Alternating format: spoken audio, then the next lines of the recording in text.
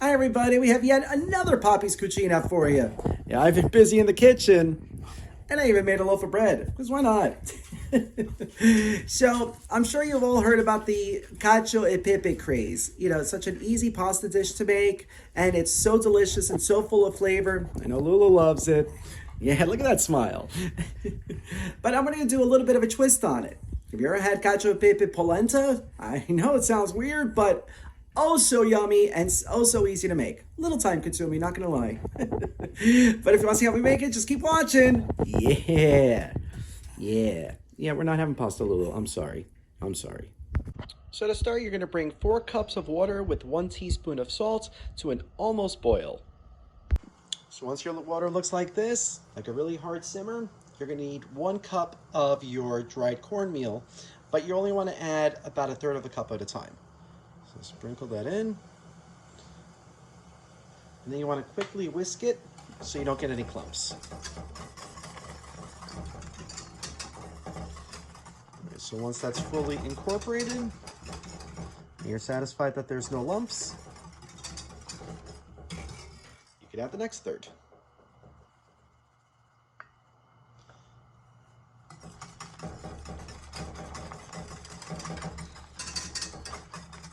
All right.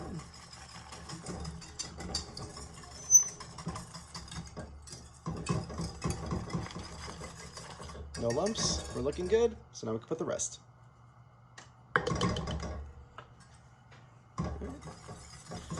And now you're going to continue to cook this until it starts to thicken up.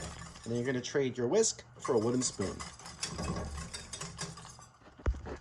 All right, once you start seeing it starting to boil like that, and you see it's thickening up, no lumps, you're going to reduce the heat to a medium, and now you got your wooden spoon. And now you're going to be stirring it a lot until you'll know it's ready when the spoon stands up on its own. So not even close. All right, so we've been cooking for this for about 6 minutes. See how nice and thick it's getting? It's getting there, but let's see. Nope. Make sure you're always scraping the sides.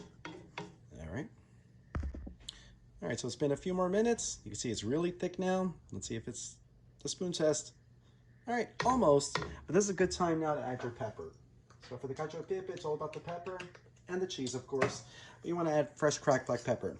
So for a traditional cacio e pepe, you want to do 50 turns of your pepper grinder. That's a lot of pepper. It's a bit much for me and Lulu, so I did about 10, and now we're going to stir this in.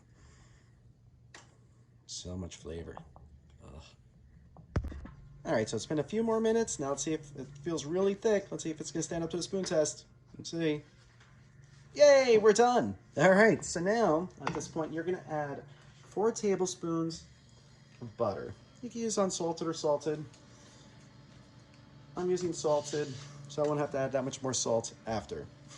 So we're gonna mix this in until the butter is all nice and melted. So now once the butter is all melted, it's ready for the cheese. The traditional cheese for the cacio e pepe is pecorino romano, so we're gonna do a cup of that, shredded, in addition to half a cup of grated Parmesan. Nice. Who doesn't love cheese? All right, so now we're going to carefully mix this until it's all incorporated. All right, so once it's all melted, taste it. Adjust your seasoning. Might need some more salt. Maybe you want to put a little bit more pepper. But if it tastes good, it's ready to serve. You can have a nice, beautiful, creamy polenta like this. But since we're serving this with some steaks, I figured it'd be better if it was a little bit more dense. So I'm going to bake this. All right. All right, so I prepped my baking dish. I sprayed it with some olive oil. If you don't have the spray, just pour it in, or if you want to just use a non-stick cooking spray, that works too. But now we're just going to pour this right in.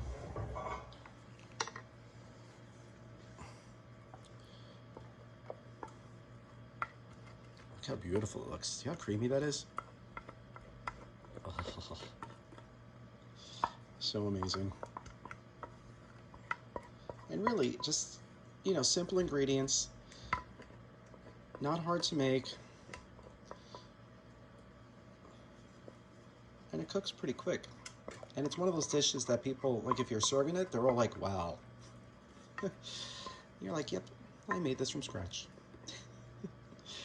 All right. Once you got it all set, you're going to place this into a preheated 350-degree oven. I want this to really firm up, so I'm going to cook it for about 45 minutes. All right, so into the oven it's going to go. Okay, so it's been 45 minutes. We just pull it out of the oven. You can look at it bubbling. Has a nice little shell set on top. Oh, this could be so good. All right, so we're going to let this cool for a little bit and set, and then we're going to give it a try. Fingers crossed. All right, so we've allowed this to cool for a little bit. All right, so it didn't set as much as I wanted it to, but hopefully it still tastes good. So let's see how it comes out. Oh my gosh. Oh my gosh. So good. You get the pecorino, you get the pepper, you even get the Parmesan. All balanced by the sweetness of the cornmeal. Wow, that is so good.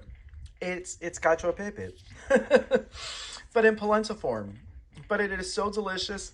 I know you're ready to try it. I know you are. Oh, it's so good. And what a great twist. All right, so if you make this recipe, let us know. Enjoy.